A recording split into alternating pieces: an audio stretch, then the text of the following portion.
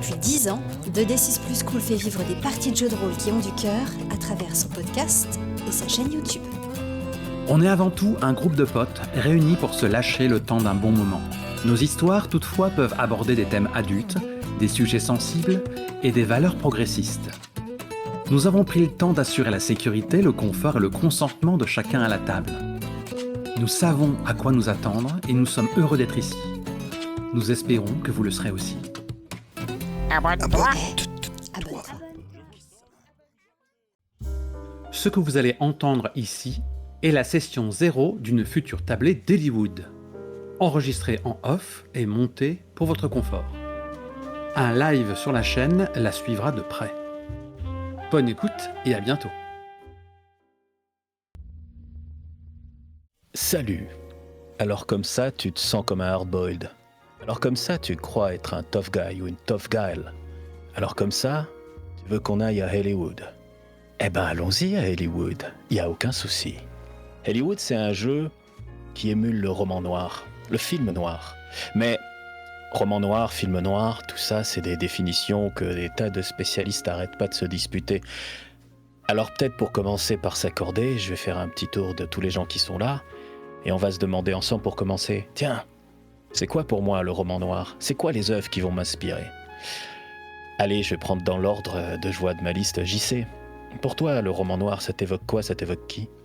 Pour moi, le roman noir, ça m'évoque les vieux polars et les vieux films d'Hollywood à la Faucon Maltais, à la Le Dahlia Noir. Ça m'évoque aussi tout ce qui est un mec triste dans la ville sous la pluie, du style Blade Runner. Et j'en passe, bien sûr. Et toi, la Cassis ? Le roman noir, ça m'évoque les années 20. Ça m'évoque des gueules cassées et des femmes un peu trop jeunes.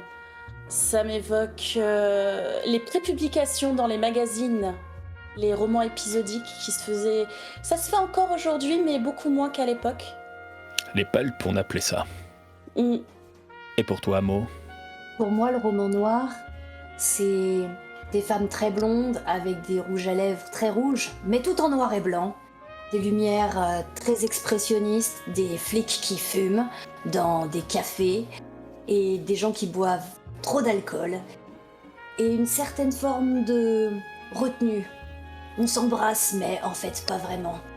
Il y a des histoires de prohibition, il y a des histoires de ripoux et tout ça, ça essaie de se donner un sens. Et c'est vrai que le roman noir, c'est tout ça. Et à la fois, c'est pas ça. Pour moi, je vais vous dire, dans Hollywood, en tout cas, quand je joue à Hollywood, il y a un auteur en particulier qui m'inspire. Évidemment, il y a toute l'esthétique, on va dire, expressionniste, avec des noirs et blancs très contrastés, la pluie qui tombe, une musique jazz langoureuse. Mais pour moi, le cœur du roman noir, c'est quelqu'un de plus moderne. C'est James Ellroy. C'est L.A. Confidential, le Dahlia noir. Avec des gens torturés par leur passé. Pendant longtemps, le roman noir, vous savez, en Amérique, c'était un genre qui était considéré pas très bien parce qu'on le considérait comme un genre de gauche. Parce que dans le roman noir, le monde est peuplé de riches corrompus, tellement corrompus qu'ils en deviennent intouchables. Et les héros de roman noir, ce sont des gens qui sont le petit grain de sable, qui parfois fait que... Ouais, comme le caillou dans la chaussure, vous voyez ? Ça va pas abattre le système, mais parfois, ça gêne un peu. Pour moi, c'est ça le roman noir. Et... plusieurs d'entre vous ont parlé de différentes époques. C'est pour ça qu'il y a plein de gens qui disent que le roman noir, on peut pas faire du roman noir dans les années 20 de nos jours parce que le roman noir doit se passer forcément à l'époque où vivent les gens. James Ellroy, il a écrit des livres contemporains à lui-même. Chandler, il a écrit des livres contemporains à lui-même. Nous, on sera pas obligé de faire ça, bien sûr. Mais comme ça, j'ai quelques pistes sur comment on va se raconter cette histoire. Hollywood, c'est un jeu qui essaie de synthétiser toutes ces tendance du roman noir, mais qui rajoute un petit twist dont je vous parlerai un petit peu après. Par exemple, tenez, je vais vous poser une question. Est-ce que pour vous, Fargo, c'est du roman noir ? Je n'y ai jamais réfléchi. Je vais pas te mentir, c'est pas quelque chose que j'aurais associé à Fargo. Et beaucoup de gens te diraient comme toi pour une raison simple. Le roman noir, c'est urbain. Il y a toujours un personnage dans le roman noir en plus de tous les héros. C'est la ville dans laquelle il se passe. Et dans Hollywood, les auteurs, Hollywood vient des éditions John Doe, le principal auteur c'est Emmanuel Garby. on a fait un monstre de Frankenstein. On a créé une ville qui s'appelle Haven Harbor. Et Haven Harbor, elle synthétise absolument toutes les grandes villes américaines. Dans Haven Harbor, vous verrez du Miami, du San Francisco, du Los Angeles, du New York, du Chicago. Vous y trouverez tous les quartiers, tous les clichés, tous les lieux que vous avez vus et fantasmés dans des tas d'œuvres noires. C'est pour ça d'ailleurs que dans le livre, Haven Harbor n'est situé nulle part dans les États-Unis en particulier, ou plutôt, on la situe où on veut. Et donc, on va commencer par prendre une petite décision tous ensemble maintenant. Où est-ce qu'on va la mettre, Haven Harbor ? Est-ce qu'elle est sur la côte est des États-Unis ? Est-ce qu'elle est sur la côte ouest des États-Unis ? Alors ouais, d'accord, je vais sur le cliché de base, on est aux États-Unis. Est-ce que c'est en Californie ? Est-ce que c'est en Louisiane ? Ou, chose rare dans le roman noir, est-ce qu'on est en plein milieu des États-Unis, comme par exemple si c'était un nouveau Dallas ? Oh, C'est vrai que je l'imaginais naturellement comme un LA des années 40, mais 30. Mais j'avoue que je ne m'étais pas posé la question de où est-ce qu'elle pourrait être. En fait, moi j'aime bien parce que ça pose un décor climatique. Si t'es à New York ou à Chicago, justement, la pluie qui bat, la neige, les tempêtes, tu les as. Par contre, LA, c'est le soleil. C'est la corruption qui est cachée derrière les fastes d'Hollywood. Exact. j'imaginais de la pluie aussi, donc je me dis qu'on peut être... ça ferait peut-être redondant pour JC, on pourrait peut-être être dans l'état de Washington, qui est à l'ouest, mais où il pleut beaucoup. Genre un nouveau Seattle. Oui. Ah, j'adorerais Seattle. Ça m'irait bien, j'adore. Ah bah très bien, on va mettre Haven pas. Harbor au nord de la côte ouest des États-Unis. Il va faire froid, va y avoir du vent. Ça va être très humide. C'est comme la Bretagne, mais à l'américaine. Est-ce que ça veut dire qu'il y aura du beurre salé ? Pardon, je n'aurais pas dû faire de blague. Il y aura sans doute un petit diners avec un mec qui s'appellera, je sais pas, Pierrick. Et Pierrick, il du fera beurre de cacahuètes salées. du salted butter, du peanut salty butter. Un avo. Et vous pourrez goûter sa spécialité, le peanut salty butter and jelly. Parfait. Oh yes. Sur des crêpes. Magnifique. Mais le jeu de rôle, la narration, une bonne narration pour moi, c'est avant tout une histoire de gens. On sait qu'on est dans une grande ville corrompue. Je ne vais pas vous faire la description de tout Haven Harbor. Comme je vous l'ai dit, dedans, il y a Little Italy, il y a Chinatown, il y a le Hook, qui est le vieux quartier à l'américaine, il y a Paddy Hill, qui est le quartier irlandais. Bref, tous ces clichés que vous avez vus dans des dizaines et des dizaines de films américains, vous les avez, ils sont là. Non, ce qu'il nous faut, c'est des héros. Le roman noir, historique, comme l'a dit JC, il vient des années 20, et on appelle ça, en fait, aux États-Unis, le roman hard-boiled, parce que les héros sont hard-boiled. Hard-boiled, la traduction française, c'est dur à cuire. En fait, c'est un terme qui vient de l'armée. Le hard-boiled, c'est le vétéran de l'armée, qui en a tellement vu que ses sentiments sont tannés par les épreuves. Et donc, le hard-boiled, c'est... Eh ben oui, c'est le détective privé, taiseux, qui encaisse les coups avec un sourire, etc., etc. Évidemment, on n'est pas obligé de jouer que ça à Haven Harbor, mais on joue des tough guys et des tough gals. Et il y a quelque chose qui est compliqué dans un jeu comme Hollywood par rapport au roman noir. Parce que, classiquement, vous serez d'accord avec moi, le roman noir, c'est l'histoire d'un héros solitaire la plupart du temps. Et le jeu de rôle, c'est une histoire d'équipe. Donc il faut qu'on se trouve un petit concept d'équipe ou de bande, ou en tout cas quelque chose qui justifie de manière relativement harmonieuse que les personnages joueurs enquêtent ensemble, ou au moins vivent cette aventure-là qu'on va jouer ensemble. Ils n'ont pas besoin de travailler ensemble en permanence. Je vous donne l'exemple qu'on avait utilisé dans la précédente campagne que j'ai maîtrisée. Tous les joueurs avaient décidé de faire partie de la communauté irlandaise de Haven Harbor et donc faisaient partie de cette communauté, et c'était un peu... De nos jours, on dirait les fixeurs de ce quartier, les gens à qui on concite les petites tâches, les courses qu'on doit faire un peu sous le manteau et tout ça. Alors, est-ce que vous avez des envies, des fantasmes ? Quels rêves vous avez pour vos personnages ? JC, tu avais exprimé le fait de faire des petites frappes, je crois. J'avais été un peu guidé par l'évocation que faisait Morgane de jouer une racaille, hein, en ces termes. Donc je me disais, pourquoi pas, effectivement, jouer des criminels, peut-être au grand cœur, peut-être pas. Mais voilà, c'était juste une proposition. J'apprécie l'idée de jouer une petite bande de personnes débraillées qui peut-être vont se retrouver face à un cas un peu plus gros, ce à quoi ils s'attendaient, un coup qui leur échappe. Moi, j'ai très envie d'y inclure un détective privé. Et je me demande si notre petite bande de hors-la-loi, elle pourrait pas servir ordinairement en tout cas, de PNJ à ce cabinet de détective, genre les gens à qui demandent des bons tuyaux, des petits services, le sale boulot. Sauf que tout d'un coup, le détective, c'est plus le héros. Un peu comme si dans Sherlock Holmes, c'était les irréguliers de Baker Street dont on suivait les aventures. Par exemple. Exactement, ouais. C'est une excellente idée. J'aime bien ça.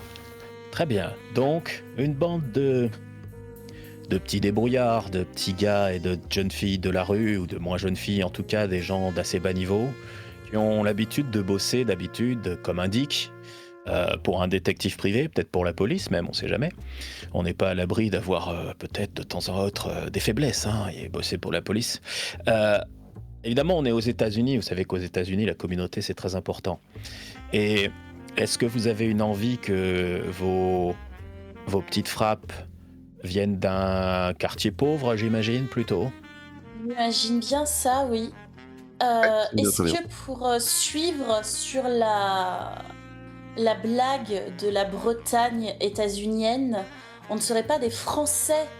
On ne viendrait pas de la communauté française qui a participé à la conquête de l'Ouest et s'est arrêtée là? Figure-toi que tu sais, dans le livre de base, dans le Haven Harbor officiel, en plein milieu d'Haven Harbor, il y a un quartier qui s'appelle la Petite France. Qu'est-ce que vous en pensez, les autres? Moi, j'aime bien l'idée. Très bien. Des descendants de Français, peut-être avec du sang cajun, peut-être avec du sang québécois, ou qui ont quitté la France après la guerre, c'est pas impossible non plus. Car c'est une autre question que je voulais vous poser. Et si le jeu de base propose très facilement de jouer n'importe où aux États-Unis, finalement, c'est comme je vous disais, plus un décor climatique que vraiment une énorme importance, la question que je vais vous poser maintenant est pour moi assez cruciale.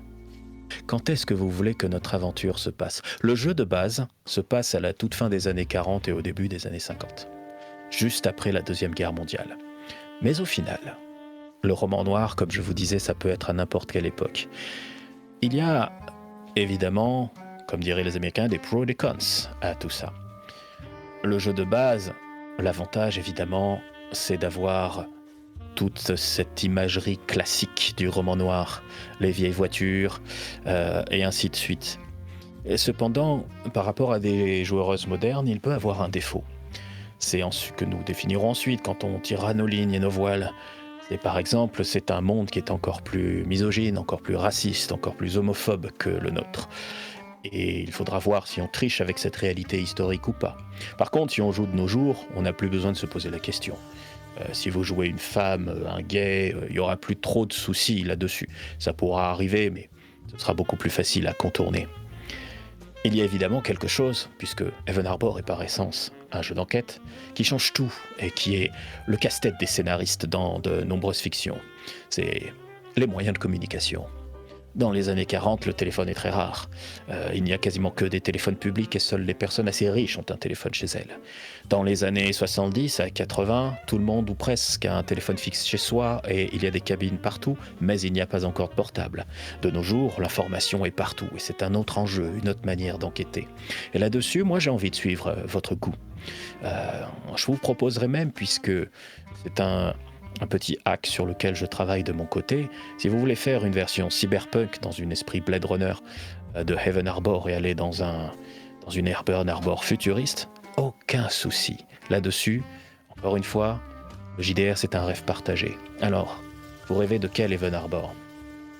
Moi j'ai très envie des années 60. ou plutôt de cette période un peu post-guerre où on commence à avoir accès à la technologie, où on commence à découvrir l'aspirateur, le frigo, les voitures, cette espèce de rêve américain qui creuse les inégalités de fou, où les familles pauvres mangent de la jelly abominable au petit-déj mélangé à des bananes et à du bacon, et où, ouais, ok, il y a de l'argent, beaucoup d'argent, mais il y a aussi beaucoup de gens qui sont laissés sur le carreau, et où, finalement, tout ça c'est qu'un mirage, le succès. Ouais, c'est une super période. Et puis, rappelons que dans ces années, aux États-Unis, il y a un truc qui, scénaristiquement et racontagement, pour inventer des mots, est super intéressant. Car quelle est la plus grande peur aux Amériques à cette époque ? C'est la peur du rouge. Peur du communiste. C'est Eh vrai oui. qu'on est en pleine guerre froide. Et c'est le macartisme à cette époque-là. Et c'est aussi le moment où on commence à rêver de l'espace. Donc tu placerais ça, disons, au début des années 60, à la fin des années 50, un peu plus tard que ce que le jeu propose de base ? Fin des années 50, ça m'irait bien. Dans ma tête, c'était, je l'ai proposé années 30, mais fin des années 50, ça peut le faire. Et en plus, je crois, j'étais en train de vérifier et il me semble que j'ai raison, que la guerre du Vietnam commence au milieu des années 50. Donc ça peut rajouter quelque chose d'intéressant, mais je me trompe peut-être. Non, en 54, quand les Américains prennent le relais des Français qui quittent l'Indochine.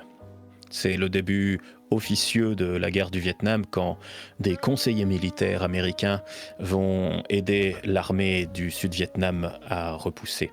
Mais c'est également, et je pense qu'à l'époque ça fait beaucoup plus parler, au début des années 50, la guerre de Corée. Aussi. C'est vrai. J'allais dire, c'est un tableau intéressant, je trouve, parce que c'est le milieu, comme le disait Mo, du rêve américain, mais en même temps, c'est aussi le moment où, paradoxalement, il s'écaille un peu à cause de tous ces conflits, qu'ils soient ouverts ou froids.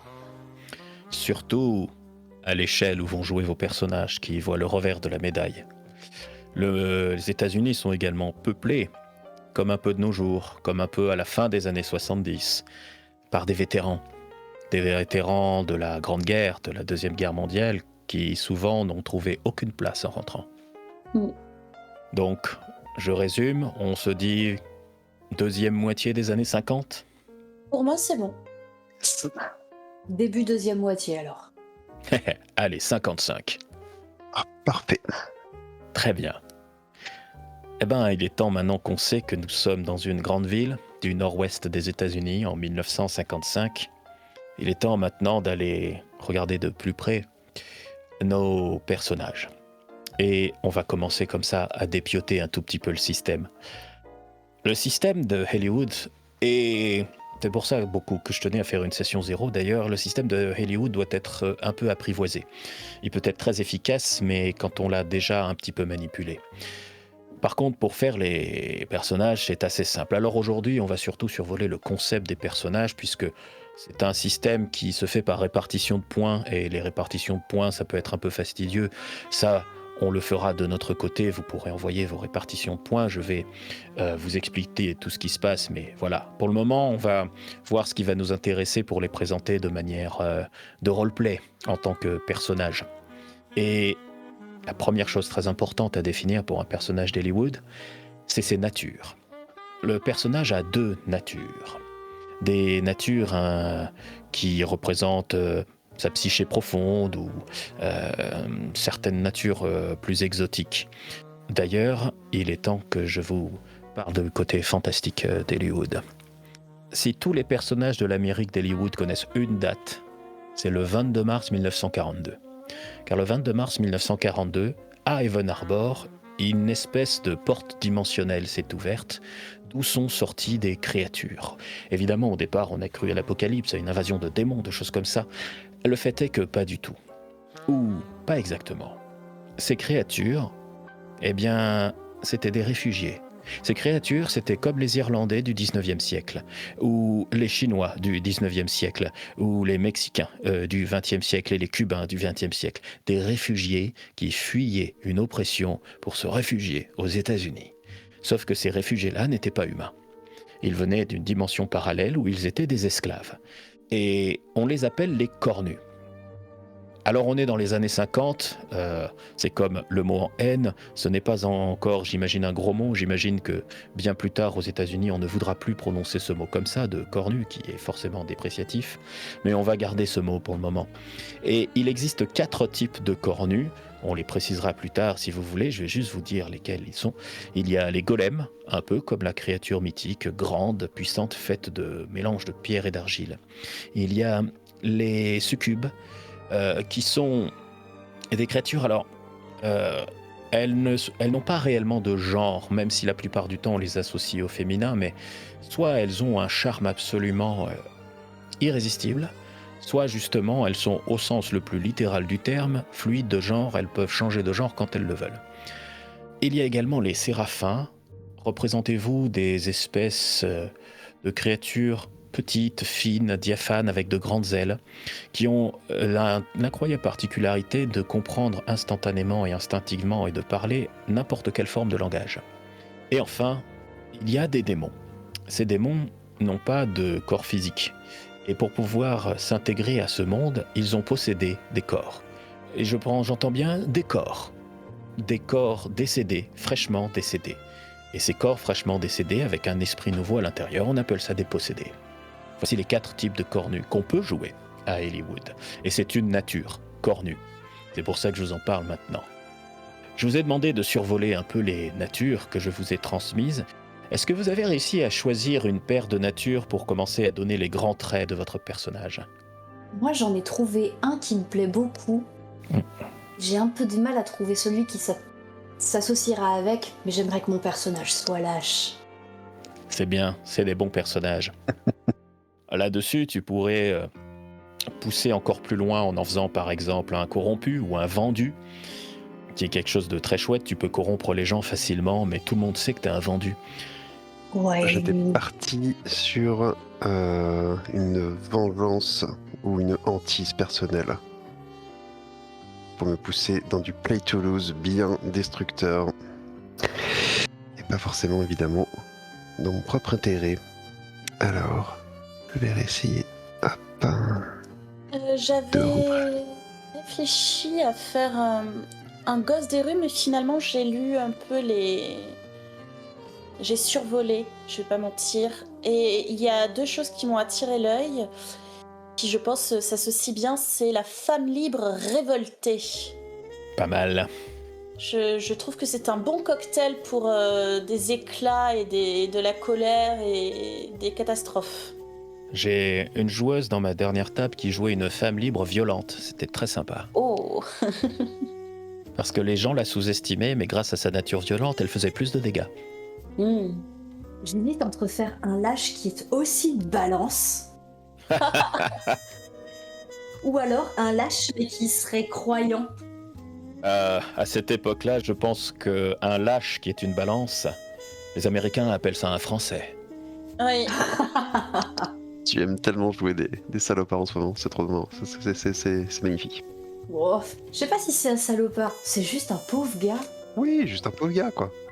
Il faut bien vivre quand on est en bas de l'échelle. Et balancer, c'est un moyen de vivre comme un autre. Bah, surtout pendant la guerre froide.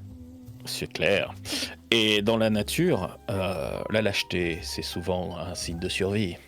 On est à la fin des années 50. J'aimerais pas qu'il soit très vieux, sinon il aurait pu avoir fui la France parce qu'il avait balancé des gens pendant la Seconde Guerre mondiale. Vous voyez ce que je veux dire ? Oui. Bah non, ça va être un petit poussin, mais il a fréquenté les mauvaises personnes. Il sera lâche et ce sera une balance. Très bien. On part déjà sur des héros brillants, j'ai l'impression que... Une belle équipe de bras cassés. Ouais. D'ailleurs, je pense que la police ou le détective pour qui on avait l'habitude de travailler, peut-être qui sait que peut-être j'ai fait... Bref.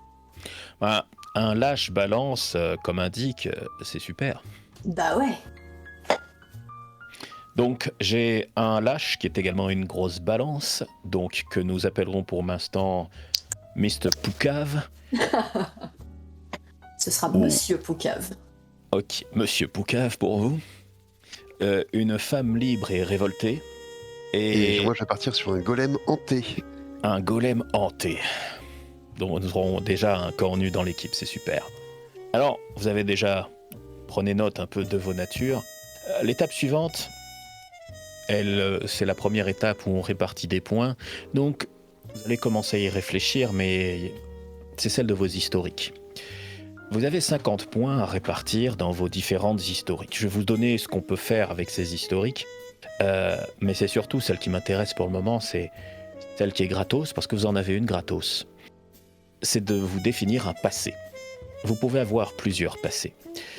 Vous pouvez également, avec ces points, avoir un statut social, avoir plus d'argent, avoir des possessions matérielles qui seront plus difficiles à écarter, comme un flingue par exemple, ça peut être très sympa un flingue.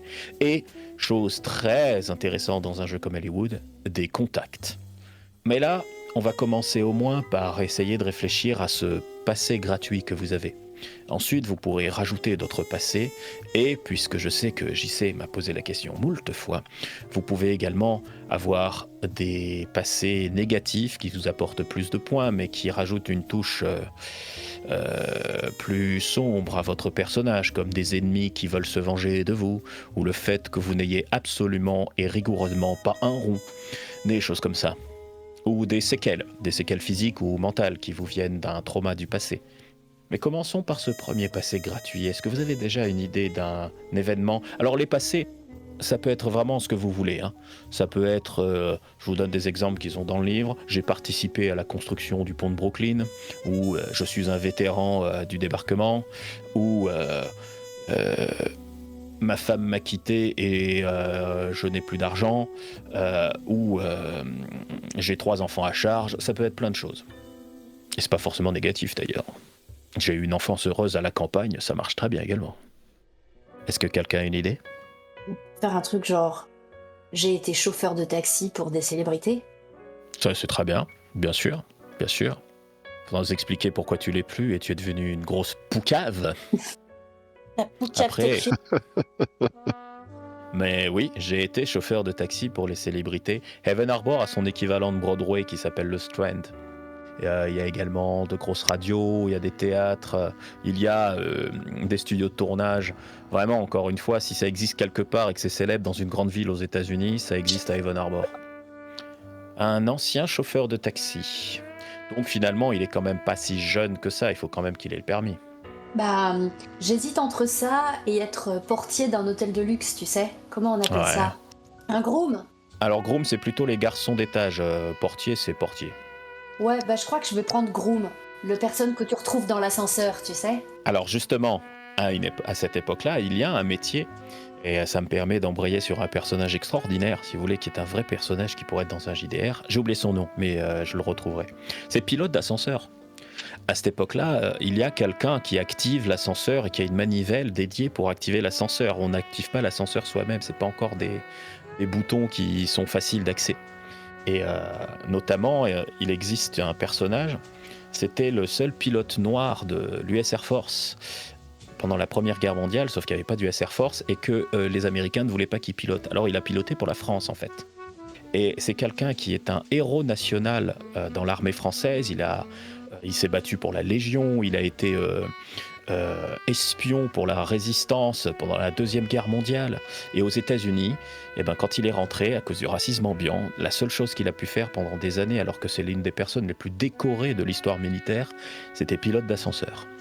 Et il a été un peu redécouvert parce qu'un jour, en fait, il travaillait dans un grand immeuble où il y avait un night show qui se tournait. Et le présentateur du night show, en discutant avec lui, s'est aperçu de qui il était et l'a invité dans son émission. Et il a été enterré, je crois, à New York avec les honneurs militaires français, c'est-à-dire que la Légion française s'est déplacée pour venir l'enterrer. Il est enterré dans son uniforme de légionnaire. Et je crois d'ailleurs que les États-Unis, l'armée américaine ont voulu dire à la Légion de ne pas l'enterrer avec les honneurs français. Ouais. Et que la Légion a juste dit si. Oui, et en gros, c'était essayer d'empêcher des légionnaires de faire un truc. Vous allez voir ce qui va se passer. Et il a choqué aux États-Unis, par exemple, et lors d'une visite officielle, la première visite officielle dans les années 60 du général de Gaulle. De Gaulle l'a reconnu parce qu'il était dans la foule le voir et est venu personnellement le saluer parce qu'il savait qui c'était. À la grande surprise de tout le monde, imaginez, vous êtes des Américains qui derrière, puis vous voyez Le général de Gaulle allait saluer un gars noir au premier rang en lui disant merci pour la France. C'est parfait. Waouh. Eh ben écoute, il a été pilote d'ascenseur. Je sais pas si c'est le vrai terme, mais j'aime bien, pilote d'ascenseur. Je crois que c'est liftier, le vrai nom. Ah oui, c'est en fait. ça, tout à fait. Ouais, c'est ça. Effectivement, liftier. Ouais, The This is Plus Cool est une émission culturelle. tout à fait. Il y a un petit théâtre des opérations sur cet homme. Tout sur à la fait, c'est là chaîne, que un audio connard. C'est là que j'ai appris son existence. C'est le nom de la chaîne, oui, un audio connard. Oui. Je suis une jeune veuve de guerre. Est-ce que c'est une possibilité? Et je fais un peu scandale parce que malgré ma jeunesse, je n'ai pas envie de me remarier. Oui, en plus, tu touches la pension de ton mari. Donc tu Oui. n'as pas tellement besoin d'autre chose, même si c'est pas une grosse pension pour rester un peu cohérent avec votre groupe. Je suis quand même à flot, quoi. C'est pas Oui, vital. voilà. T'as ton petit appart, tu peux faire tes courses, t'as pas besoin d'autre chose. C'est parfait. Donc, je suis une veuve de guerre. À toi de voir où est-ce que ton mari est décédé, depuis combien de temps, si c'est en Corée, si c'est pendant le débarquement ou à la fin de la deuxième ou au début de la Deuxième Guerre mondiale, ou entre les deux d'ailleurs. Je pense que ce sera en Corée pour que je sois encore quand même relativement jeune et que ça, socialement, Ça ça soit soit plus vraiment scandaleux. bizarre. Voilà, que je Ouais. ne remarie pas. Ça fait donc moins de 5 ans qu'il est mort. D'autant qu'en plus, la guerre de Corée, c'est vraiment une guerre qui est mal aimée par les Américains. Ah. Et l'intervention américaine est quand même pas au début de la guerre, donc ça doit faire 2-3 ans maximum qu'il est mort. 52 ou 53, quoi. Et alors, en ce qui te concerne, JC, les cornus, c'est un peu particulier. Parce que la plupart des cornus, lorsqu'ils ont franchi cette espèce de porte dimensionnelle qui mène vers l'autre côté qu'on appelle le dédale, la plupart ont eu leur mémoire complètement effacée. Si tu choisis cette option, tu auras juste le choix pour avoir un autre passé de ton choix, donc 10 points de plus. Mais sinon, tu as un historique qui est un peu obligatoire pour les cornus, c'est ancien esclave des asservis. En fait, comprenez quelque chose.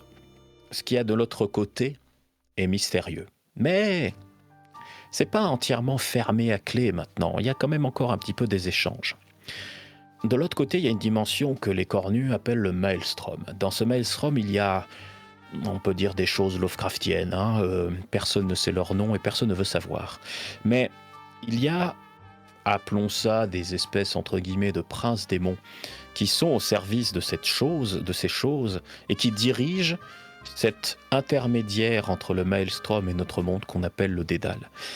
Ces espèces de démons surpuissants, on les appelle les asservis. Ils sont une dizaine. Et eux, ils ont parfois des petites interactions avec notre monde. En gros, ne pensez pas que ce sont des démons lucifériens. Non. Imaginez une mafia qui vient d'une autre dimension. Et qui ont leurs propres intérêts chez nous et qui bricolent des trucs. Et ces asservis, c'est eux qui ont créé les cornus, il y a bien longtemps, pour en faire des esclaves. Donc, les asservis, les cornus, comme les golems, ont été des esclaves avant de fuir le Dédale. Et ça, c'est leur passé, d'être des anciens esclaves. J'ai une question concernant les cornus. Bien sûr. Vu que ce sont des fabrications, est-ce qu'ils peuvent quand même se reproduire? Est-ce qu'un cornu peut être né sur Terre? Le jeu est assez flou à ce niveau-là. D'ailleurs, quand j'avais fait ma précédente campagne, on s'était posé plein de questions sur est-ce que les possédés sont immortels, par exemple. Et puis, quel est le statut légal du corps par rapport à son héritage et à ses possessions mortelles de avant sa mort. La question est qu'on ne sait pas, et a priori, de base, je dirais que non. Ils ne sont pas fertiles, je pense. Tels qu'ils sont décrits dans le jeu, en tout cas, ça semble pas être quelque chose comme ça. Mais il faut bien se rendre compte aussi que, pour le coup, même si vous, ça se passe un petit peu plus tard que le jeu classique, on manque un peu de données et de recul. Ça fait à peine plus de 10 ans qu'ils sont sur Terre. Et ils sont pas très nombreux.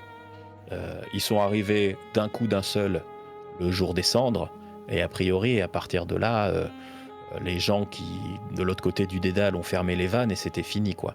Il y a à 2-3 endroits en ville ce qu'on appelle des hellholes, qui sont des lieux de passage encore, où parfois quelqu'un peut se glisser, mais voilà, c'est vraiment des tout petits trous.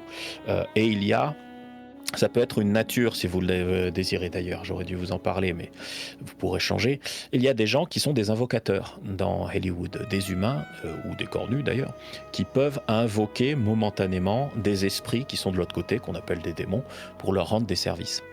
Mais pour répondre à ta question, pour l'instant on peut partir du principe que les cornus sont stériles. D'accord. Mais on n'a pas vraiment d'idée non plus sur leur durée, sur leur longévité, sur leur vieillissement. On manque de données, littéralement. Et alors moi je pense que j'ai perdu mes souvenirs du Maelstrom. Ok. Je vais changer un petit peu mon truc. Je pense que je vais pas prendre Hanté, je vais prendre Vengeur plutôt. Et les classiques ne meurent jamais. C'est ça. Et je pense que j'ai été me suis ouvert à quelqu'un en fait. J'ai donné mon véritable nom à quelqu'un. J'ai voulu le protéger. Et il est mort, tout simplement. Donc, oui, petite parenthèse, les golems d'Hollywood, c'est un peu comme la légende du golem. Vous savez, sur la légende du golem, l'ancienne légende qui vient du ghetto de Prague, on raconte que sur le front du golem, qui est une immense statue d'argile, le Rabbi Lev, créateur du golem, a imprimé le tétragrammaton et le mot vie en hébreu pour l'animer. Dans Hollywood, la variation de ça, c'est qu'il y a des inscriptions kabbalistiques, on peut dire, sur le corps des golems, dont leur vrai nom. Et là, c'est comme, j'imagine que vous connaissez cette croyance de la démonologie, que si l'on connaît le vrai nom d'un golem, on a tout pouvoir sur lui. Le garde du corps est le confident d'un acteur très en vue de la ville. Et qui sait s'il n'a pas bavé ton nom quelque part? Peut-être, quoi qu'il en soit, il est mort à cause d'un démonologiste, ou c'est ce que je veux croire. On appelle ça un invocateur. Un invocateur. Et donc, j'ai envie en gros, de raser toute la mafia des invocateurs jusqu'à... Et saler la terre qu'ils ont foulée, en gros. Pas mal. Alors, tu te doutes bien que ça risque d'être compliqué, parce que c'est quand même une compétence rare, et qui dit compétence rare, dit compétence chère, et des gens qui peuvent invoquer des choses qui, d'une certaine manière, même si ça a un prix, exaucent des vœux, dans un lieu aussi corrompu que Hollywood, ce sont des gens qui peuvent être vite riches et haut placés. Il ne peut pas me border contre quelque chose d'absolument impossible à atteindre, ce n'est pas du hard-boiled. C'est clair. Je pense qu'on a fait un peu le tour de votre premier passé. Je vous enverrai après un peu des documents pour que vous décidiez soit d'avoir plus de passé, soit d'avoir des contacts, ce que je vous conseille vivement, et soit d'avoir des possessions, ce qui est un peu moins intéressant. Mais est-ce que vous imaginez peut-être, normalement vous avez la fiche aussi, avoir un passé négatif, une historique négative, Du coup, ne serait pas gratuit? qui vous donne des points au contraire? Ah, On redirait ça. Alors les désavantages, il y a broke, avoir des ennemis, avoir un statut négatif. Dans ce jeu, par exemple, un statut négatif, tu peux avoir comme statut négatif, je dis ça à mot, balance. C'est-à-dire que c'est vraiment connu que tu es une poucave et des gens savent que tu as balancé et qui tu as balancé. Tu peux être justement avoir un statut négatif du genre communiste ou homosexuel, et ainsi de suite. Et des séquelles, comme je vous l'ai dit, qui sont des restes d'une blessure physique ou mentale qui vous handicapent. Là, c'est surtout, on ne va pas choisir précisément ce que c'est exactement là, mais c'est pour la couleur de votre personnage, pour le roleplay, d'avoir une idée imaginaire de ce que c'est. Si ça vous tente. Si ça vous tente pas, c'est pas grave, et ça peut être décidé plus tard. Si pour l'instant vous n'avez pas d'idée, c'est pas un problème. ouais, comme passif négatif, moi j'aurais bien tir au flanc.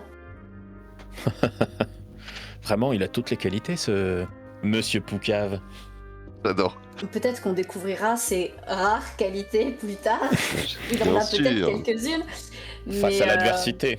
Face à l'adversité, il va peut-être se découvrir tout d'un coup une consistance, je ne sais pas. Mais en tout cas, c'est connu que, alors qu'il y avait, je sais pas, une fusillade peut-être, ou quelque chose comme ça, il a planté son camp et il a disparu dans le pire moment.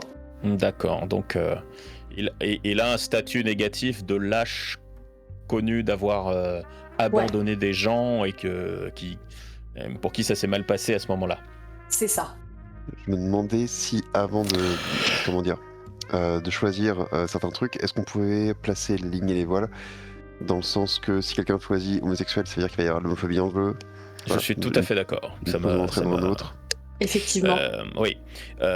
En fait, par exemple, avant même de parler concrètement de lignes et de voiles, on pourrait, ou disons dans un sens un peu plus large, comme j'aime dire, savoir jusqu'à quel point on joue Hollywood de façon vanilla. C'est-à-dire, on peut choisir, par exemple, de tricher avec l'histoire et de rendre beaucoup moins embêtant de jouer une personne homosexuelle là-dessus, jusqu'à quel point, par exemple, ce serait un peu dommage, j'imagine, vu la nature du perso de la Kessis, de tricher sur la misogynie.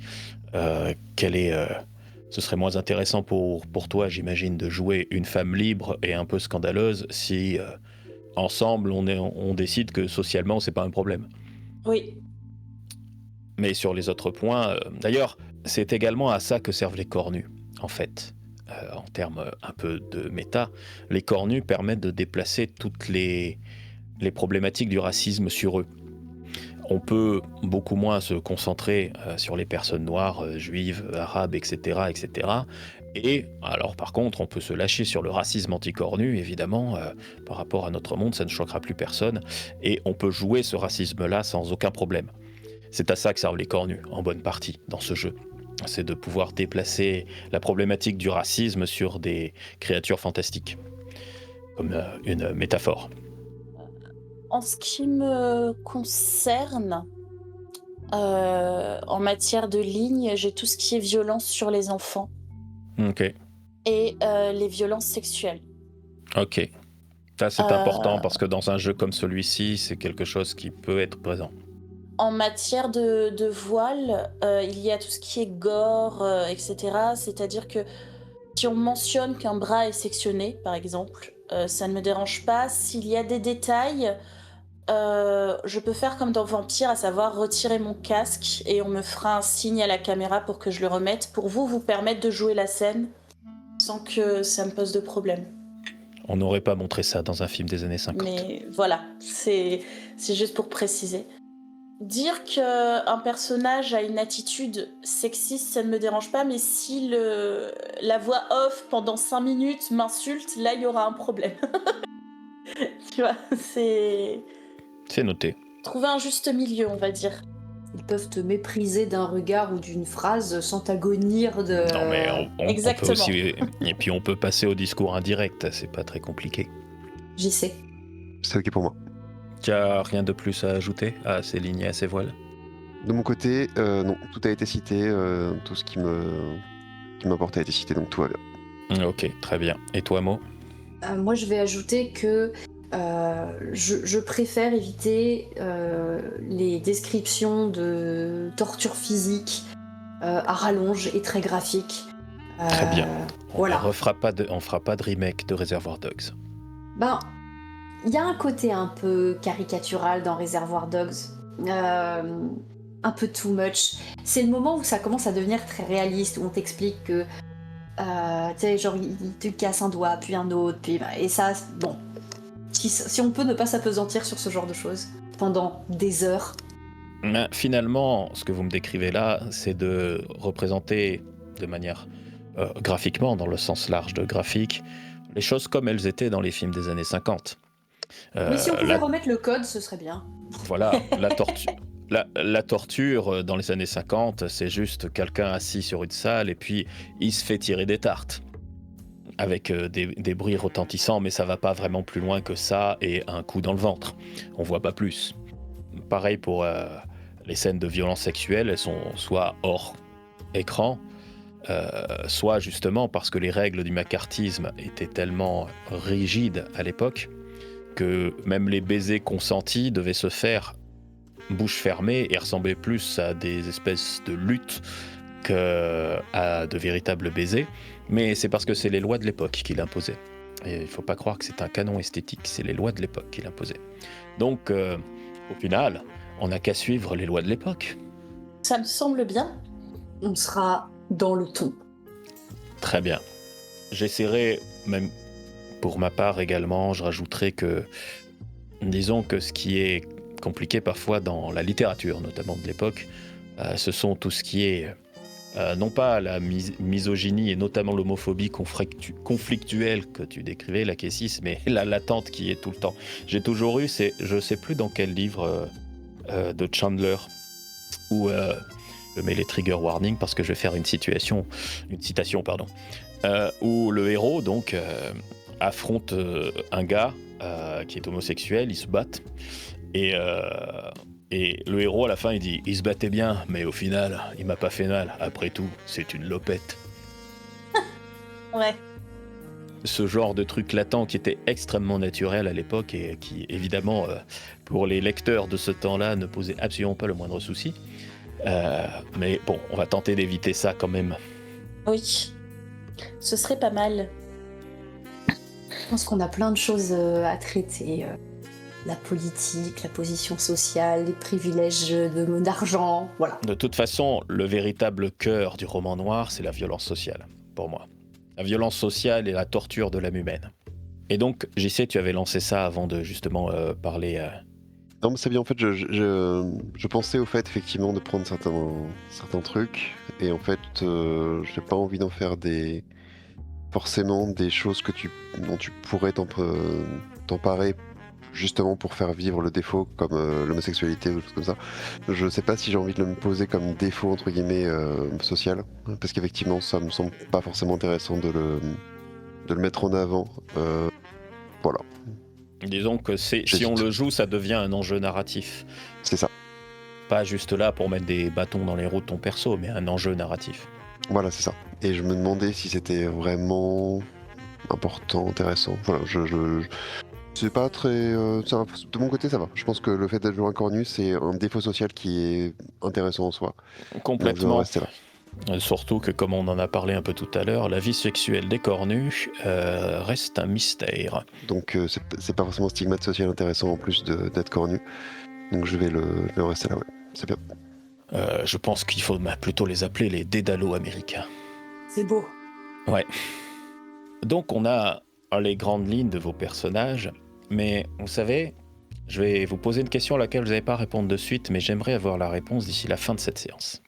Parce que pour moi, l'un des éléments les plus importants de tous les personnages de jeux de rôle et de fiction, qui est hélas assez régulièrement négligé par les joueuses de jeux de rôle, mais pas chez 2D6 Plus Cool, qui est une émission de qualité, c'est le nom du personnage. Pour moi, c'est pas quelque chose à laquelle on doit penser en dernier vite fait. Le nom du personnage, c'est extrêmement important. Ça le caractérise et je pense que dans le roman noir, le nom du personnage doit péter. Tenez, je vous donne un exemple de roman noir qui est pour moi en fait une sous-branche du roman noir, c'est le cyberpunk. Eh bien, je crois que j'ai rarement vu de meilleur nom de personnage que le héros de Altered Carbon, Takeshi Kovacs. Est-ce que c'est pas un nom incroyable ? Moi, si j'ai un perso qui s'appelle comme ça, j'ai envie de le jouer des millions d'années. On va trouver des noms qui claquent. Des noms qui claquent, c'est bien. Même d'origine française, hein. Mr. Poucave. Je vais essayer de lui trouver une identité sur sa carte. Oui, bien sûr. Sur son ID card. Bien sûr. Et comme je vous l'ai dit, j'ai pas besoin d'avoir la réponse dans la minute. Ce serait bien si on l'avait à la fin de la séance pour qu'on ait déjà un portrait de votre personnage. Et il est temps de passer à la partie qui est peut-être souvent la plus fastidieuse, mais en tout cas, je vais vous demander de prendre 2-3 notes parce que ça va impacter votre création de personnage, même si ça, vous le ferez chez vous, c'est de la répartition de points. Et c'est une répartition qui va un peu vite, en réalité. C'est le système de jeu de Hollywood. Le système de jeu de Hollywood, il est créé spécifiquement pour le jeu. Et il est basé sur un jeu de dés qui était très à la mode dans les années 40-50, le craps. Pour gagner au craps, il faut faire des combinaisons. On jette 2 dés, évidemment des dés à 6 faces, hein, on est c'est dans des casinos. Et donc il faut faire certains chiffres qui sont gagnants et d'autres chiffres qui sont perdants. Alors, quand on a une action à résoudre à Hollywood, il y a 2 genres de jet de dés. Le premier, c'est facile. On appelle ça le shotgun. Vous jetez 2 dés et selon le chiffre que vous faites, c'est une réussite ou pas. En gros, 2, 9 si je me souviens bien, et 12, c'est toujours un échec. 6, 7 et 9, c'est toujours une réussite. Et tout ce qui est ni ça, ni l'un ni l'autre, c'est un entre-deux. Ensuite, vous aurez des bonus ou des malus, qui sont vos compétences, qu'on appelle les talents, qui vous augmentent le nombre de combinaisons gagnantes. Donc augmente votre chance de réussite. Voilà, ça c'est la base, c'est le shotgun. Et vous allez me dire, c'est pas compliqué, il suffit juste d'avoir la table des chiffres qui réussissent et des chiffres qui ratent pour comprendre. Mais ça, c'est un jet qu'on fait pas si souvent. Parce que le reste du temps, on utilise le craps, mais avec une mise, comme au casino. Et votre personnage, au lieu d'avoir des caractéristiques, il a ce qu'on appelle des caves. C'est-à-dire des ressources. C'est au casino, pour les gens qui ne savent pas, c'est les caves, c'est la somme d'argent que vous avez en poche, tout simplement. Mais qui remplace les caractéristiques à Hollywood. Quand un jet de dés demande quelque chose à une difficulté un peu plus compliquée, qu'il a plus d'implications narratives ou que c'est une confrontation, le jet a une difficulté que je ne vous dirai jamais. La difficulté moyenne, c'est 15. Et vous allez miser une partie de votre cave pour essayer d'atteindre cette difficulté, et après, vous allez faire votre jet de dés. Si c'est une réussite, eh ben, vous ne perdez rien de votre cave. Mais ça ne veut pas dire que vous avez réussi votre jet, parce qu'il faut que vous ayez assez misé pour ça.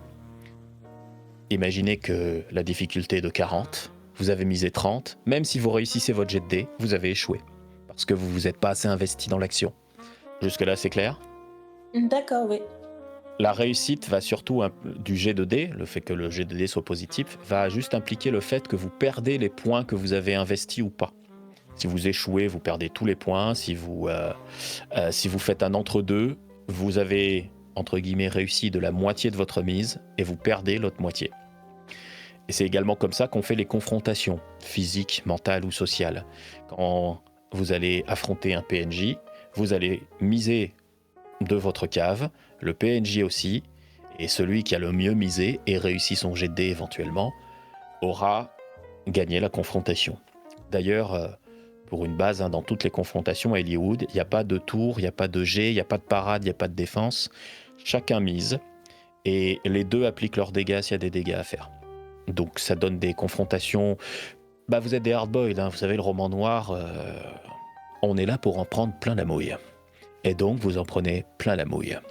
Voilà, ça c'est ce principe un peu subtil de la cave qui est à piger à Hollywood. Le fait qu'on va miser, et même si on réussit son jet de dés, ça ne veut pas dire qu'on a réussi son action. Parce qu'il faut miser suffisamment et prendre des risques pour éventuellement réussir son action pleinement ou à moitié. Alors peut-être que je vous proposerai de hacker un peu le jeu, parce que dans le jeu, il y a 9 caves différentes, 9 caractéristiques. En fait, il y a 3 caractéristiques mentales, 3 sociales et 3 physiques. Peut-être qu'on va simplifier et faire juste une cave unique mentale, une cave unique physique et une cave unique sociale pour aller plus vite. Ça a du sens pour un one-shot. Exactement. Les 3 autres principes narratifs de règles de jeu, il y en a juste 3, qui sont beaucoup plus simples, vous allez voir. Le premier, c'est qu'on peut avoir des relances. Sauf que ces relances, elles sont à la Hollywood, elles sont un peu méchantes. Elles s'appellent les fucking bastard points, c'est le nom officiel, ou FBP. Quand vous avez échoué un jet de dés, vous pouvez relancer jet de dés et prendre un fucking bastard point. Ce fucking bastard point, c'est vous avez joué avec le karma, et le karma un jour, il va revenir. Et donc, moi, la voix off, je peux dépenser vos fucking bastard points pour vous en remettre plein la mouille un peu plus tard dans l'histoire. Donc, vous aurez vos relances. Tant que vous voulez, vous avez des relances. Ne vous inquiétez pas. Mais attention, elles vont revenir.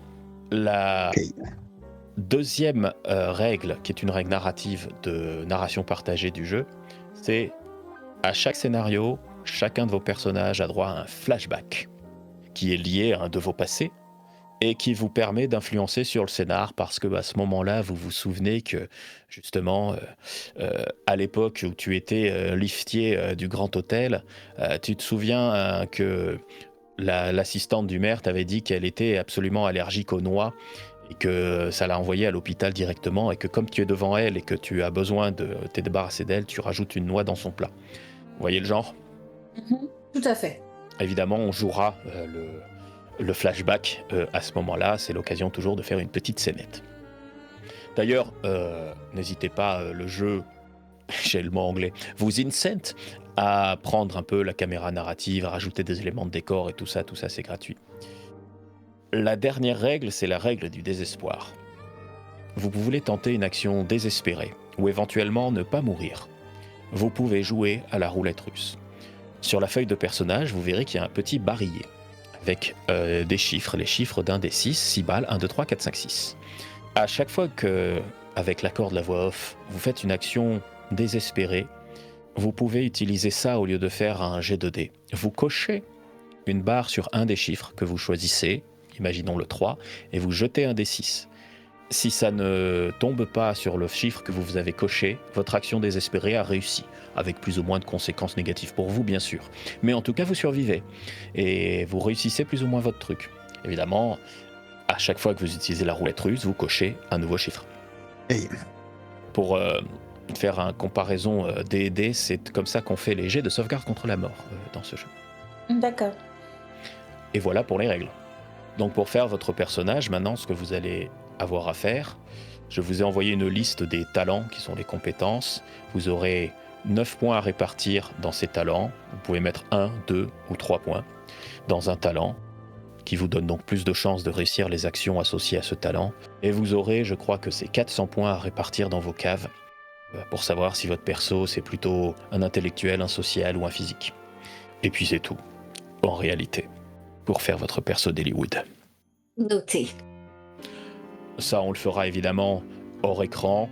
Vous enverrez les points à répartir et vous le ferez de votre côté. C'est quelque chose qui est très bête et mécanique. Il n'y a pas besoin d'en aller plus loin là-dessus. On a les concepts de base de nos persos, on a leur nature, on a une base de leur passé, on a le concept régulier de votre bande, une bande de gens associés à un détective privé du quartier de Little France, de Haven Harbor, qui se situe au nord-ouest des États-Unis en 1955. Et je crois qu'on a déjà tout ce qu'il faut pour pouvoir se lancer dans une très belle aventure, à part le nom des personnages. J'allais dire, du coup, je peux dire le nom que je me suis déjà choisi. Avec grand plaisir. Jezebel Earhart. Waouh, j'aime bien Jezebel, ça fait très vieille Amérique pour le coup. Oui. Il y a une très belle chanson de Shadé, la chanteuse Shadé, qui s'appelle Jezebel. Et il y a L'Insoumise ou L'Indomptée, je ne sais plus, qui est justement un film de l'époque. Et puis bon. J'imagine que tu as choisi ça, tu as choisi ça en fonction de la nature de ton perso. Oui. On pourrait presque parler de prédiction autoréalisatrice. Oui. Eh bien écoute, mon personnage s'appellera Félix. Juste Félix. Mais dans le milieu, on l'appelle Golden Félix. Et est-ce qu'il a pas un peu l'accent Titi ? Félix la poucave, Félix la balance. Ah bah peut-être bien, monsieur. Et tu as une idée, JC, pour ton golem ? Encore, mais ça ne saurait tarder. C'est pas mal comme nom. Je m'appelle encore, mais ça ne saurait tarder. Mais c'est pas mon vrai nom. J'aime bien l'idée de l'appeler, mais ça ne saurait tarder. Parce que finalement, c'est genre, il est pas en colère, mais ça ne saurait tarder. Il a tapé personne, mais ça ne saurait tarder. Tu sais, comme ils font aux États-Unis, de mettre le surnom au milieu comme un deuxième nom, et qui s'appellerait par exemple John Not Yet Chapman. C'est très drôle. Wait for it, Chapman. J'aime bien. C'est comme ça qu'on l'appelle dans le milieu parce que tout le monde, les gens disent wait for it. C'est que tu poses souvent la question now et les autres répondent not yet. Ouais, c'est ça. Il faut que tu t'imagines que le golem a une énorme chance, comme tous les cornus, par rapport au personnage humain. C'est qu'en fait, le golem, il est comme toi. C'est lui qui a choisi son nom. En fait, il est un peu comme dans la position de l'ancienne esclave à la fin de la guerre de la sécession. Tu sais, du coup, toutes les personnes afro-américaines qui s'appellent Freeman, parce qu'ils ont choisi leur nom, au final, après. Mais quelque part, ça t'ouvre le catalogue des noms et prénoms du monde entier, parce que justement, lui, il a trouvé un livre, il s'appelle Tom Sawyer, il trouve ça génial, ou Marx, ou Joe j'avoue. DiMaggio. Je pensais au fait qu'on est dans un quartier français, donc je voulais voir si je pouvais jouer là-dessus. Mais S'il a pris un nom français, il est possible qu'il ait pris ça dans un livre, justement. exact. Donc, il pourrait s'appeler Passepartout, Rouletabille Ouais. ou D'Artagnan. J'en ai une proposition aussi. Et ça rappellera peut-être un peu les anciens esclaves, parce que je crois que c'est quelque chose d'un peu... que tu peux retrouver en Louisiane, etc. C'est Napoléon. Ouais, ça se fait souvent. Mhm. Même si, bon, Napoléon et l'esclavage, Lafayette. hein. Ouais, Lafayette, c'est vrai, Lafayette. ça y est, vous m'avez donné une bonne idée là. Je tiens le truc. Je crois que je vais l'appeler. Toussaint. Toussaint. Toussaint, Yes. pas mal. Toussaint Impeccable. ouverture. Bah, bien sûr. C'est le mot de la fin, du coup? C'est une vraie question candide. Yes. Oui, et je pense que sur le baptême de Monsieur Toussaint, on va pouvoir se dire qu'on est... Ouais, Monsieur Toussaint. Oui, j'allais dire Monsieur Toussaint. Monsieur Toussaint. Monsieur Toussaint. Et Monsieur Toussaint, c'est pas une balance. Sauf pour les pains. Ah, lui au moins c'est pas un cave. À chaque fois que tu disais cave, j'avais les films de Diard dans la tête. Ah bah C'est ouais, bien tellement sûr, ça. bien sûr. On l'appelle Jésus, il multiplie les pains. C'est le boulanger.